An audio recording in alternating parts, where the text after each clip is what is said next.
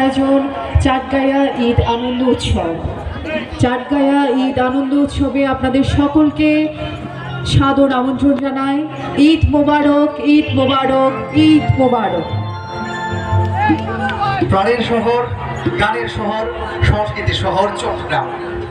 ভৌগোলিক দিক থেকে চট্টগ্রামকে আলাদা করা হলেও, অর্থাৎ চট্টগ্রাম একটি জেলা হলেও এই চট্টগ্রামে রয়েছে আলাদা স্বতন্ত্র, আলাদা বৈশিষ্ট্য, আলাদা স্বকীয়তা, যার অন্যতম একটি অনুষঙ্গ হচ্ছে চট্টগ্রামের আঞ্চলিক ভাষা। যে ভাষায় রচিত হয়েছে অসংখ্য গান, কবিতা, নাটক আর উপন্যাস। চট্টগ্রামের ইতিহাস, এই ঐতিহ্যকে তুলে ধরার জন্য চাটগাঁয়া ঈদ আনন্দ উৎসব উদযাপন কমিটির পক্ষ থেকে তৃতীয়বারের মতো আয়োজন করা হয়েছে আজকের এই বর্ণাঢ্য আয়োজন।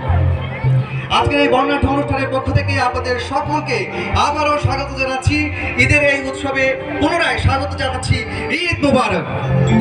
যারা আজকের এই অনুষ্ঠানের আয়োজন করেছেন, বেশ কিছু সময় ধরে এই সুন্দর একটি অনুষ্ঠান উপহার দেওয়ার জন্য আজকের এই আয়োজক কমিটির সভাপতি জওহরলাল হাজারি, একই সাথে সাধারণ সম্পাদক চৌধুরী ফরিদ, তাদের জন্য একটা জোরে তালি হয়ে যাক।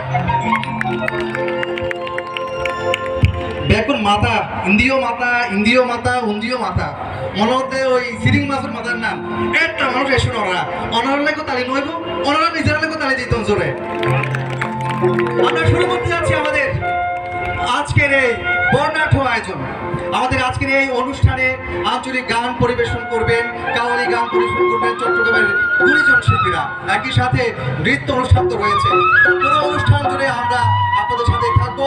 আপনারাও আজকের এই বর্ণাঢ্য অনুষ্ঠান উপভোগ করবেন। চলে যাচ্ছি আমাদের আজকের এই অনুষ্ঠানের প্রথম পরিবেশনায়।